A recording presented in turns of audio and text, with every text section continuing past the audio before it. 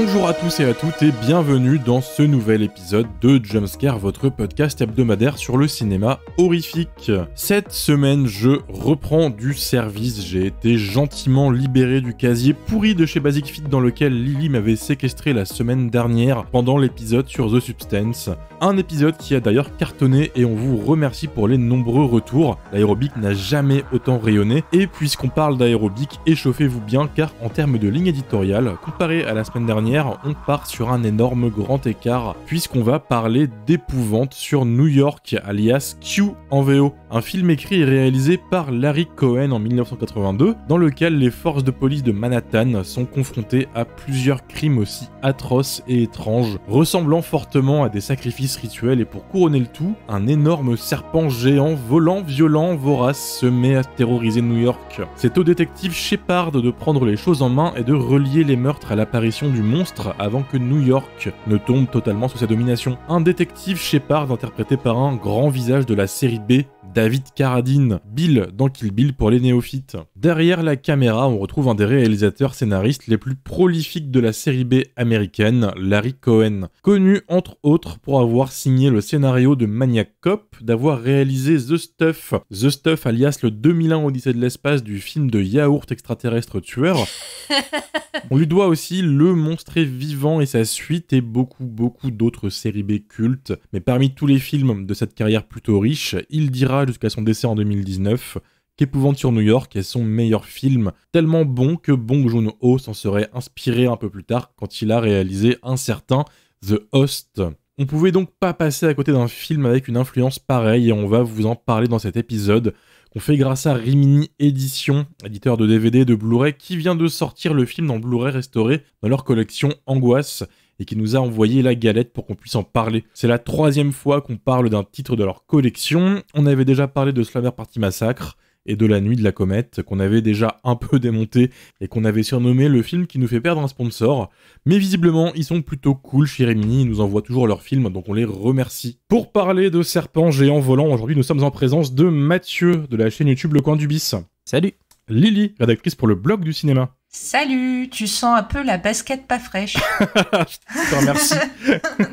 Désolée. Tu as très bien géré en absence, je suis fier. Oh, merci. Amélie, du Festival de Cinéma On vous ment. Bonsoir. Et moi-même, Romain, du Bistrot de l'horreur sur Filmo.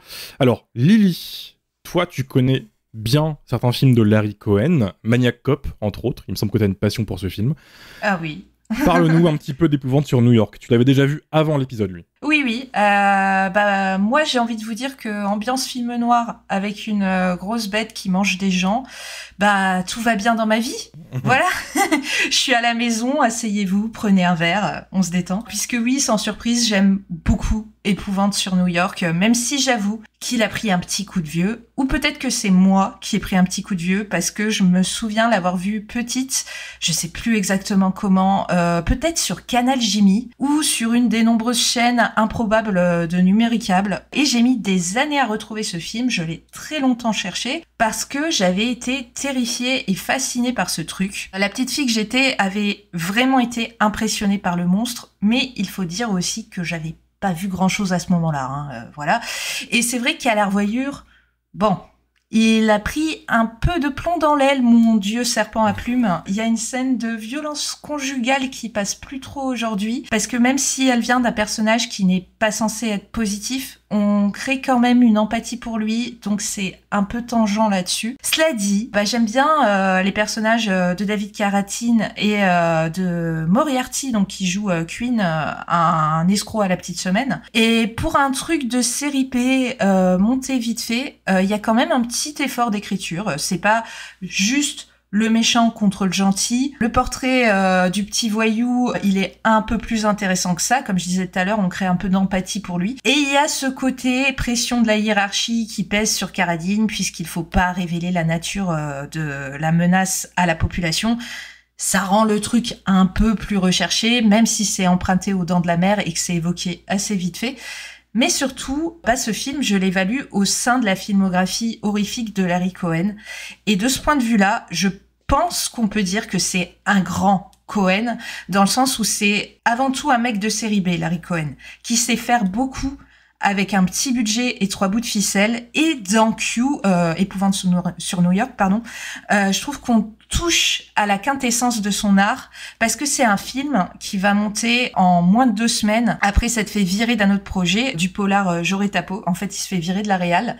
Et du coup, il se dit, il faut vite que je monte un autre projet pour pas me faire griller dans le milieu du cinéma. Donc il avait le scénario de Q dans un tiroir et donc il se met à le monter très rapidement. Et derrière, il a que quelques semaines pour le monter. Je crois que c'est une histoire de moins de 3 semaines parce qu'il y a une grève prévue à Hollywood dans moins d'1 mois. Et donc, il trouve un producteur et sort des fonds de sa poche pour monter le truc en un temps record. Il va choper l'acteur qui joue Queen, qu'il avait vu à la télé dans un restaurant, totalement par hasard. Il appelle Carradine parce qu'il sait qu'il a besoin d'argent pour le faire venir très vite sans qu'il ait lu le scénario. Il tourne sans autorisation en hauteur dans des conditions de sécurité hyper précaires et il demande à des FX artistes l'impossible en post-prod parce qu'il fait incruster la créature sur des plans de la ville en mouvement qu'il a tourné très rapidement en hélicoptère. Et ça, c'est prodigieux pour l'époque parce que les animateurs travaillaient plutôt sur des fonds bleus fixes pour ce genre d'effet à ce moment-là. Et là, les animateurs Randy Cook et David Allen, ils ont créé une marionnette articulée du monstre qu'ils ont fixée sur un axe, lui-même fixé sur une vitre devant les plans de la ville qui passent en arrière-plan et avant de découper donc les mouvements de la bête et de la déplacer image par image. Et c'est quasiment donc une prouesse technique à ce moment-là. Et tout ça, donc la pré-prod, le tournage et la post-prod, c'est fait en très peu de temps, avec très peu de moyens et il en ressort un film quand même spectaculaire pour son époque, relativement bien écrit pour une série B et qui a laissé une petite trace dans l'histoire des effets spéciaux. De ce fait, moi je trouve que Q reste un film assez remarquable, même s'il paraît un petit peu daté aujourd'hui, quoi. Le rythme est un peu lent et je pense pas qu'on aurait traité le voyou de la même façon aujourd'hui, quoi. T'as dit qu'il l'a monté très très vite pour pas se faire griller et qu'il avait le scénario dans un tiroir, c'est même pire que ça, puisque c'était juste avant le tournage sur lequel il s'est fait virer. Tu as dit le titre du film. C'était J'aurai ta peau. J'aurai ta peau. Ouais. Il y regardait un gratte-ciel et il a juste imaginé un nid tout en haut. Il s'est dit « Oh putain, ça fera un film ». Et c'est tout. Et le script a été chié en 6 jours dans la chambre d'hôtel apparemment. J'imaginais trop une inspiration à la Godzilla, à la Kaiju, à la King Kong, tu vois, un projet. Ah bah si, quand même. C'est venu, tu vois, après. Mais je me suis dit, ça devait être l'origine de l'idée. Puis en fait, il a juste vu un gratte-ciel, il s'est dit « Putain, il y aurait un nid là-haut, ce serait le feu ». Puis c'est venu comme ça, tu vois. Bah après, il y a quand même la volonté de faire son propre King Kong. Ah bah clairement. Et du coup, s'il est en haut du Chrysler Building, ce monstre, c'est pour faire référence à King Kong, dans le sens où il s'est dit, voilà, l'Empire State Building, on a un monstre, on a King Kong, et ben moi je vais créer le monstre du Chrysler Building. Puis c'est courageux aussi de faire un truc de stop motion en 1982, sachant que l'année précédente, il y avait le Choc des Titans, qui était un des derniers films de Ray Harryhausen, qui était en matière de stop motion, enfin des plus grands films de l'histoire du cinéma, en tout cas à mes yeux. Et le truc avait bidé complet, donc 1 an plus tard, continuait en fait à sortir cette même carte. Enfin, c'était assez risqué, quoi. Amélie, de ton côté, toi tu connaissais Larry Cohen un petit peu avant de te lancer ? Non, pas tellement, à part The Stuff. Mais non, je ne connaissais pas du tout Q. Et du coup, ça a été une découverte. Moi, je trouve que le film est intéressant sur certains plans, mais d'abord, il a un rythme un peu bâtard, je trouve, ce film. C'est-à-dire qu'il essaye de lier 3 intrigues qui semblent comme ça très différentes les unes des autres. C'est-à-dire qu'il y a d'abord l'enquête... parce qu'on trouve des personnes écorchées vives entièrement. Donc, il y a une histoire de sorciers qui pratiquent des rituels sacrés, bref, tout ça. Ensuite, il y a cette histoire, effectivement, du petit malfrat qui a participé à un braquage, qui a perdu des diamants et qui, du coup, va devoir en rendre compte à ses collègues, à ses complices, en tout cas, qui le poursuivent. Et lui, il essaye de se cacher ou en tout cas de se faire discret. Et enfin, il y a de temps en temps un mec ou une nana qui se fait boulotter discretos par une bête monstrueuse et gigantesque que personne ne voit, ou en tout cas pas grand monde. Et ces 3 intrigues vont petit à petit se lier pour finir par n'en former qu'une seule. Mais c'est un peu dommage parce que je trouve que malgré le fait que le film parle de 3 histoires différentes, il est un petit peu mou parfois. Et il y a certains aspects de l'histoire qui sont délaissés. Je pense à ce côté sacrifice humain par exemple. L'enquête en tout cas sur ces personnes qui se font écorcher vives est un petit peu laborieuse et le truc arrive un peu comme un cheveu sur la soupe et se termine par une opération du Saint-Esprit de gros coup de chance qui fait bon bah voilà, ça y est, il est mort. Ah bah bon bah ça tombe bien alors quand même. Et je trouve que du coup, l'enquête manque un petit peu de fond. On est plus à suivre effectivement ce petit malfrat qui essaye de s'en sortir et qui est un personnage à la fois très énervant et un petit peu attachant que vraiment l'enquête sur les policiers qui sont en train d'essayer de savoir ce qui se passe par rapport à ces meurtres. Mais il y a un truc que je trouve intéressant dans le film, c'est qu'il est une sorte de quintessence à lui seul d'une histoire de l'Amérique. C'est-à-dire qu'on nous montre à la fois ce New York qui est extrêmement divers. On voit Chinatown, on voit comme ça les complices aussi qui sont, il me semble, d'origine mexicaine, ou je suis pas sûre, mais en tout cas d'origine sud-américaine.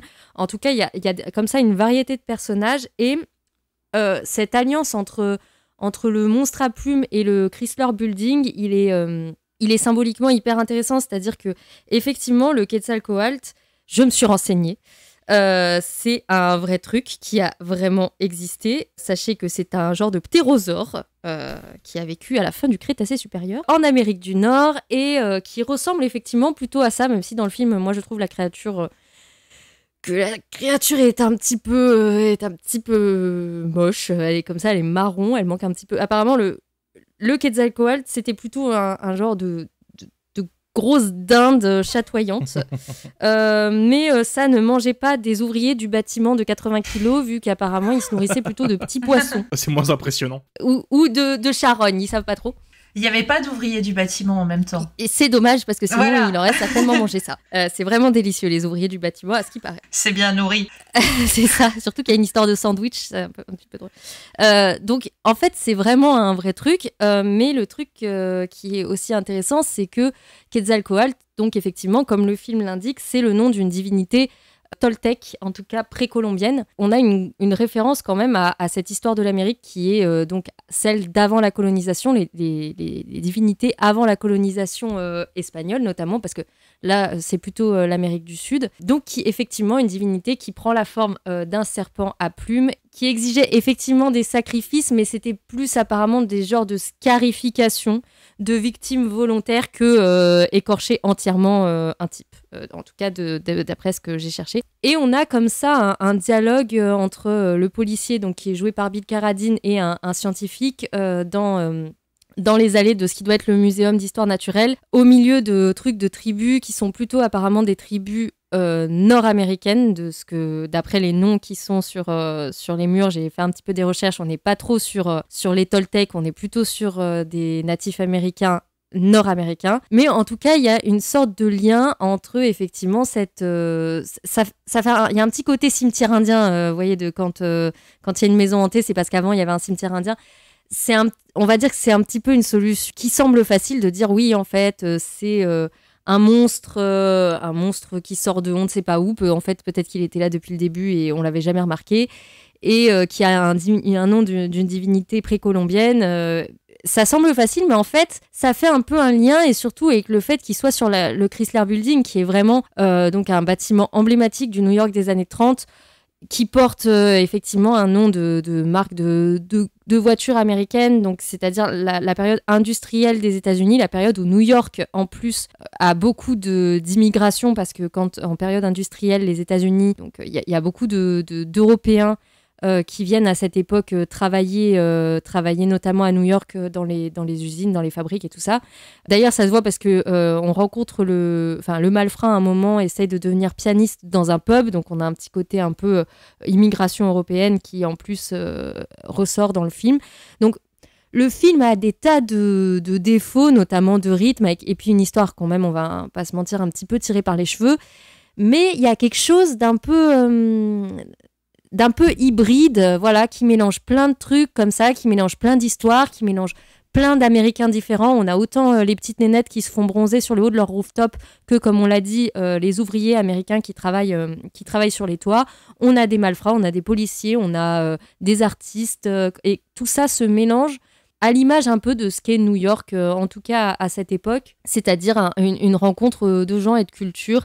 Et ce film, même si peut-être qu'il ne le fait pas exprès, je ne sais pas à quel point Cohen est conscient de ce qu'il est en train de mélanger, si c'est vraiment purement pour du divertissement ou s'il a un propos là-dessous. Mais on a quand même ce monstre préhistorique précolombien qui vient manger les New-Yorkais et les New-Yorkais qui finissent par le buter, même si à la fin, l'œuf est toujours là, donc on ne sait pas ce qui va se passer. Mais voilà, c'était le truc que j'ai trouvé intéressant dans le film, parce qu'en soi, sinon, c'est vrai, comme le disait Lily, il a son âge, il a son budget, et du coup, il est quand même parfois un petit peu mou, mais je le pardonne. Voilà. Mais je crois que tu as totalement raison pour ce qui est des thématiques, parce que ça fait effectivement partie des obsessions, je dirais, de Cohen. Il y a toujours un truc, une espèce de critique, soit du grand capitalisme dans The Stuff, soit de la hiérarchie des ripoux en fait dans Maniac Cop. C'est un truc qu'on retrouve tout le temps, quoi. Ceux qui se font écraser, qui reprennent le dessus, quoi. Et les outsiders un peu qui prennent leur chance. Voilà, c'est ça. Ouais. Après non, c'est pas fortement militant, mais t'as quand même toujours un petit esprit.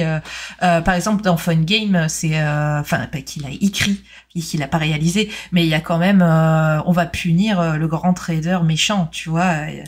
Mathieu, toi de ton côté, dis-nous tout. Alors moi, c'est un film qui était sur ma liste, sur ma watchlist depuis très longtemps.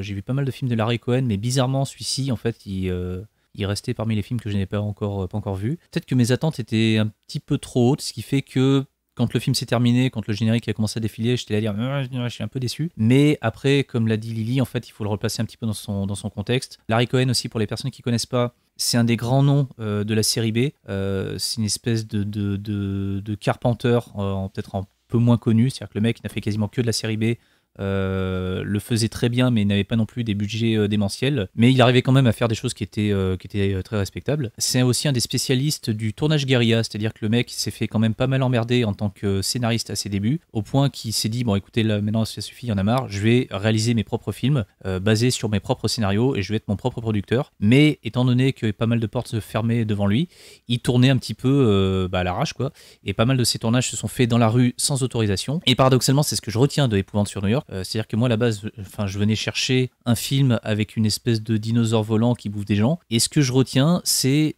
pas forcément ces scènes-là, c'est plus les scènes qui se passent dans la rue, dans le New York du début des années 80, qui est une période que moi j'adore. Et je le classerais presque en fait au même niveau que les films des cinéastes spécialistes du New York de cette époque, que ce soit Abel Ferrara, que ce soit William Lustig. Comme disait Lily, en fait, il y a un lien entre Cohen et Lustig, vu que Cohen est le scénariste de Maniac Cop. Il y a même un lien aussi avec Abel Ferrara, parce que dans un de ses films suivants, Larry Cohen, en fait, utiliserait une actrice qui s'appelait Zoe Lund, qui a joué L'Ange de la Vengeance, un des grands films d'Abel Ferrara, qui là aussi se passe dans le New York des fin 70, début 80, un peu crasseux, un peu effrayant, quoi. Et le New York que l'on voit dans Q, c'est vraiment le vrai New York, quoi. Ça transpire vraiment les gens de la rue. Enfin, là, on sent que c'est pas des acteurs, on sent que vraiment tout est vrai. Quand je repense en fait à l'intégralité du film, je me rends compte que ce que moi j'étais venu y chercher, c'est-à-dire des séquences avec des effets spéciaux d'une espèce de bestiole volante là qui bouffe des gens, si on met bout à bout toutes les séquences en stop motion avec la créature, je crois que ça dépasse pas les 40 secondes. C'est vraiment c'est une poignée de secondes dans un film qui fait 1h40 et en fait au final c'est vraiment pas ça que je retiens, quoi. Alors oui, la séquence finale en fait elle est classe parce qu'il y a plein de mecs en fait qui sont sur le Chrysler Building en fait qui tirent sur un truc qui vole, qui va ensuite les bouffer un par un. Bon, les effets spéciaux encore une fois accusent leur âge parce que c'est pas du Ray Harryhausen, puis comme l'a dit Lily, ça a été fait en un temps record, mais j'irai pas non plus jusqu'à dire en fait que c'est mon film de Cohen préféré. Je le trouve très raccord avec ce qu'il a pu faire dans sa filmographie, parce que voilà, pour les personnes qui connaissent pas forcément le cinéma de Larry Cohen, c'est un mec qui, comme on l'a dit en fait, à la base était scénariste, mais qui était le roi du high concept, c'est-à-dire que le mec était extrêmement doué dans le fait de prendre un truc et d'amener une espèce de machin auquel personne n'aurait pensé par-dessus pour donner pour créer une histoire complètement farfelue, quoi. Le mec n'a pas fait non plus que ça dans sa filmographie. Il a aussi été réalisateur de 2 films de blaxploitation qui sont plutôt réussis, avec peut-être même 3 d'ailleurs, avec Fred Williamson notamment. D'ailleurs, il y a un acteur de blaxploitation dans Q, qui est Richard Roundtree, qui est joué dans Shaft. Mais grosso modo, c'est un petit peu toujours le même truc. Enfin, hormis ce film-là, la majorité des films de Cohen, c'est qu'est-ce qui se passerait si un yaourt tuait des gens? Qu'est-ce qui se passerait si un bébé était complètement fou au point de massacrer toute l'équipe en fait qui aide la maman à accoucher? Qu'est-ce qui se passerait si un dinosaure bouffait des gens à New York? Qu'est-ce qui se passerait si un mec en fait tirait sur un gars enfermé dans une cabine téléphonique avec ordre en fait de ne pas sortir de la cabine en question? Qu'est-ce qui se passerait si parmi les policiers de New York en fait il y avait un tueur en série qui massacrait les gens? Qu'est-ce qui se passerait si voilà? Et ça donne des pitchs qui sont complètement fous. Mais à titre personnel, j'ai toujours considéré Larry Cohen comme meilleur scénariste que comme réalisateur. En tant que réalisateur, comme l'a dit Amélie, je trouve que c'est toujours un petit peu mou. Mais après, peut-être que ça vient aussi du fait que ces films étaient tournés en speed, avec ce fameux truc de tournage guérilla qui fait que moi, je les aime. Mais en termes de montage, en termes de rythme, je trouve qu'il y a pas mal de choses qui vieillissent assez mal. Et c'est vraiment pas du côté de la réalisation qu'il faut se focus quand on regarde un film de Cohen. C'est plutôt sur la promesse d'un truc complètement pété et d'un scénario... où il y a que lui pour écrire des trucs pareils, quoi. Donc voilà, c'était une bonne surprise. J'ai bien aimé le voir, mais encore une fois, c'est pas mon Cohen préféré, quoi. Si je devais en choisir un, peut-être que ça serait God Told Me To, Meurtre sous contrôle, qui là aussi part d'un truc assez bizarre. Il y a un sniper en fait qui assassine les gens au sommet d'une tour. Le gars est très très vite identifié, mais à partir du moment où on lui pose la question mais pourquoi tu fais ça, il répond mais c'est parce que Dieu me l'a demandé.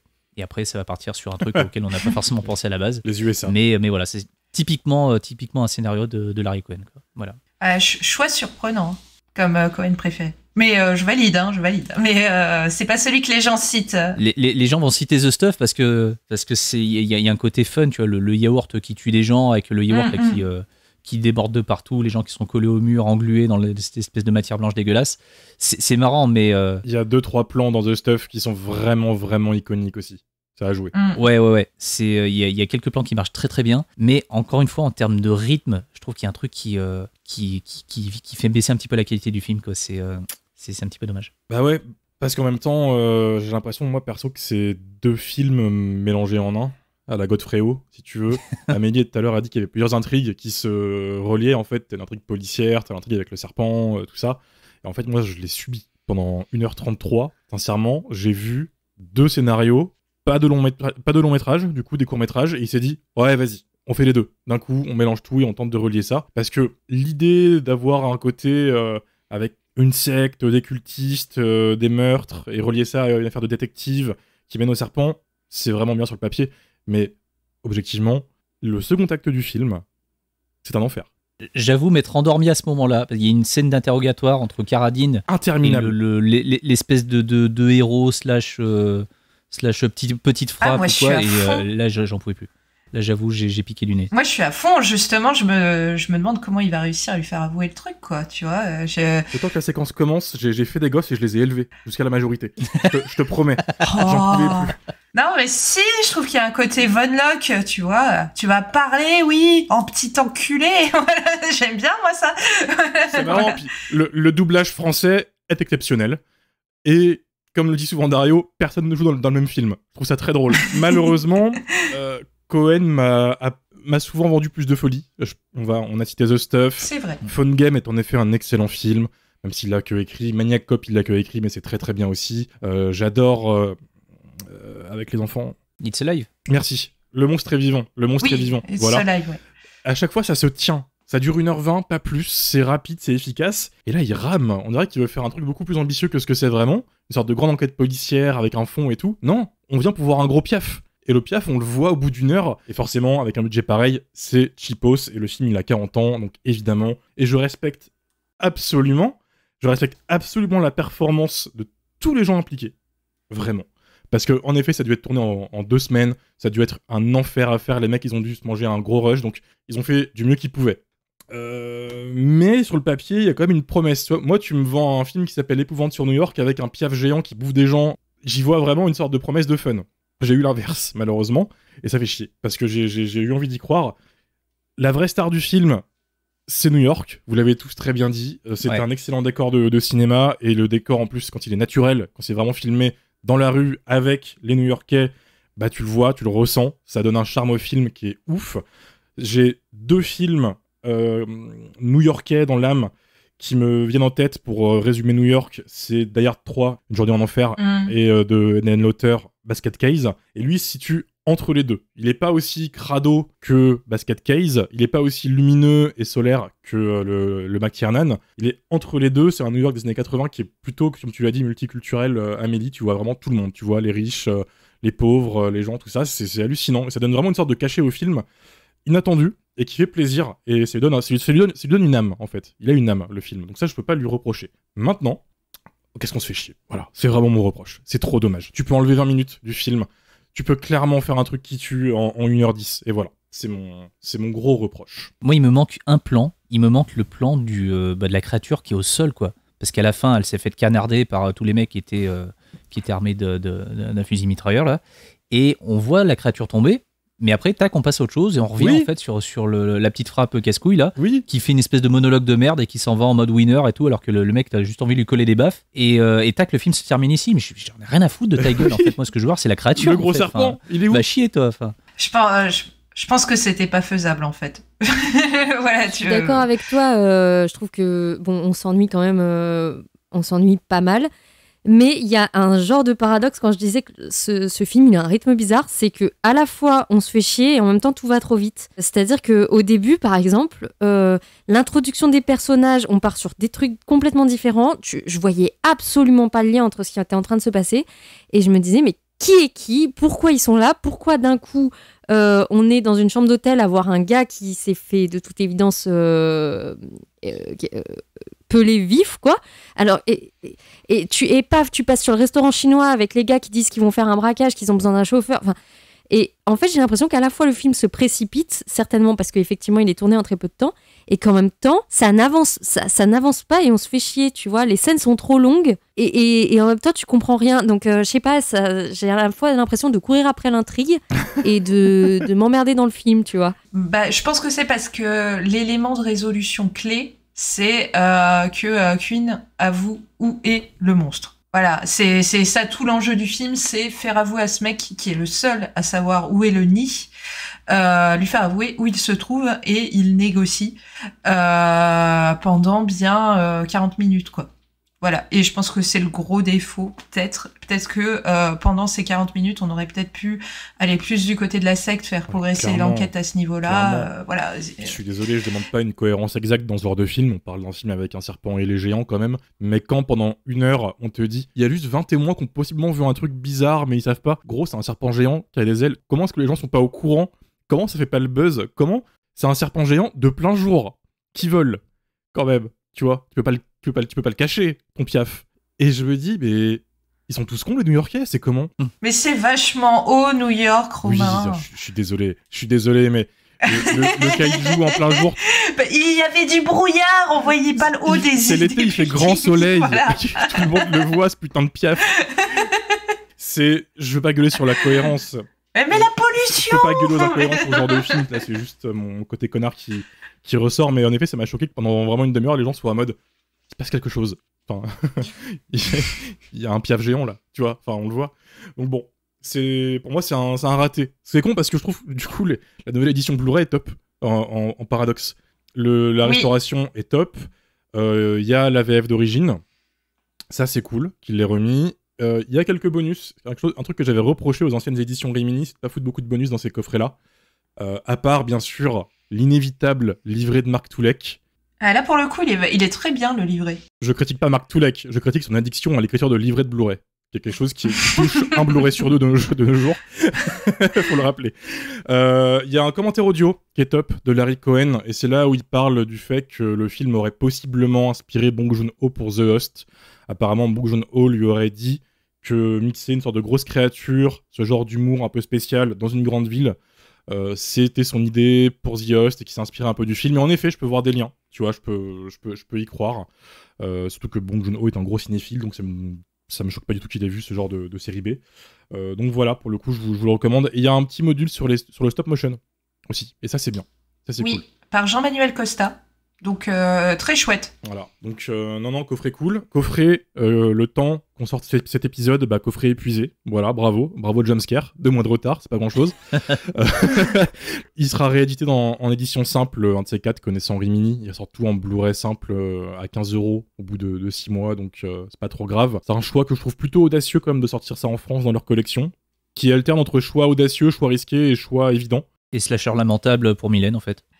N'empêche, il a été sold out, hein, donc il y a un public. Oui, mais surtout c'est un Larry Cohen. Les amateurs de série B, ils aiment bien Larry Cohen. Et il n'y a pas eu beaucoup d'éditions françaises de Q aussi. Ça a joué, je pense. Ça joue. C'est pas un choix aussi audacieux que La Nuit de la Comète, qui lui est toujours dispo, et que d'ailleurs, on remet une pièce dans la machine, on a fait un épisode dessus, allez-y, La Nuit de la Comète, c'est cool. Enfin, Lily trouve que c'est cool, et après il y a le reste du podcast. On vous laisse découvrir ça. Il y a les auditeurs aussi, j'avais le peuple avec moi sur ce coup. Voilà. Mylène était avec toi. Je crois qu'on a fait le tour. Évidemment, il n'y avait pas grand monde pour l'avis des auditeurs aujourd'hui, puisqu'on parle d'un film qui, au final, comme tu l'as dit, n'est pas trop ressorti en France en DVD ou sur les plateformes. Donc évidemment, c'était un peu plus désert que d'habitude. On a Chloé HK qui nous a écrit « Je suis en plein visionnage grâce à vous. Je ne sais pas si je dois vous remercier ou non, vu la qualité du film. Mais au moins, j'aurais vu le manque de transition du début entre les scènes, ce qui est une première dans tout ce que j'ai pu regarder, je crois. » Je vois pas de quelle transition on veut parler. Non. Au manque de transition. Je trouve l'intro du film assez réussie pour le coup. Ouais, c'est après où c'est plus compliqué, je trouve.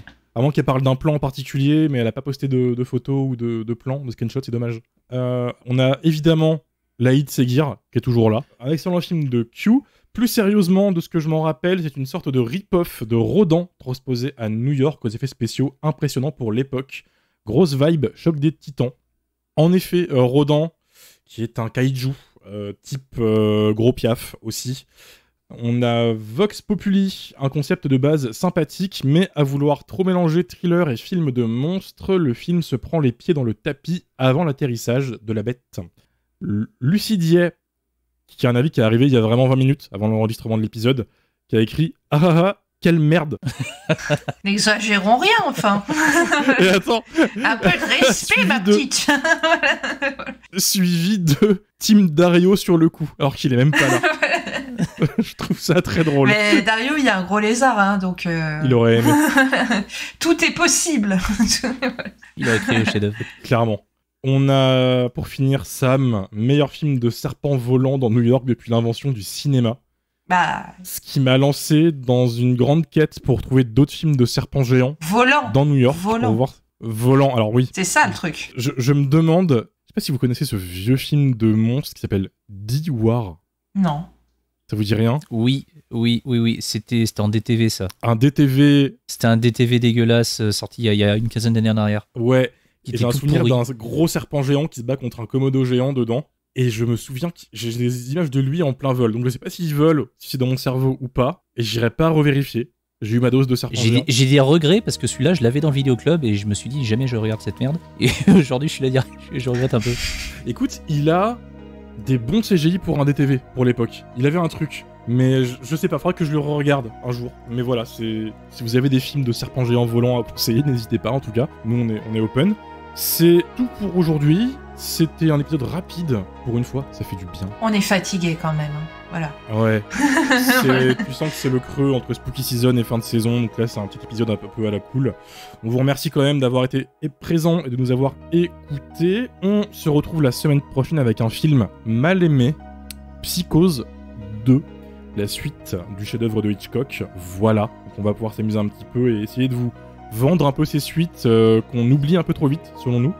N'oubliez pas que vous pouvez nous suivre sur les réseaux sociaux, Jumpscarecast sur Twitter et Instagram. N'hésitez pas à noter, commenter et partager le podcast. C'est le meilleur moyen de soutenir Jumpscare gratuitement. D'ici vendredi prochain, portez-vous bien. Salut. Salut. Bonsoir.